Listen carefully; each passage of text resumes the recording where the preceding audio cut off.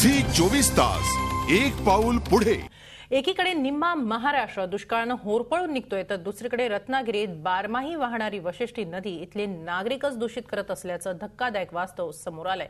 Zee 24 तासच्या कॅमेऱ्यात हे सगळं वास्तव समोर आलंय। पाहूया या संदर्भातला हा एक्सक्लुझिव्ह रिपोर्ट।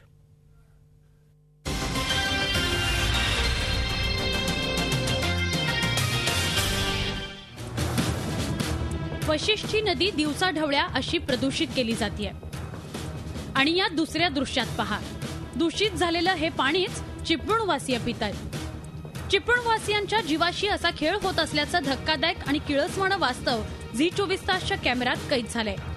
शहरातले चिकन मटण विक्रेते मेलेल्या कोंबड्या आणि त्यांचे अवशेष या पाण्यात टाकतायत। दिवसाढवळ्या असा घृणास्पद प्रकार सुरू असताना प्रशासनाला कसलंच स्वरसूतक नाही।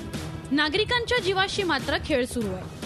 इकडे जे सांड कचरा सगळा टाकला जातो आणि तो तिथे साठून राहतो, कारण वरून पाणी सोडत नाहीयेत आणि खालची जे भरतीचे जे पाणी येतं हे खारट पाणी सगळं पूर्ण चिपळूण शहराच्या फुगवटा मारून टाकतं। या सगळ्या नदीत तितक्या कचरा आणि घाण आणि हे सगळ्या कोंबड्या बिड्यांचे मांसाचे तुकडे वगैरे असं झालेलं आहे की इथं नागरिकांना म्हणजे अगदी घाणेरडच आणि वाईट पाणी मिळतंय।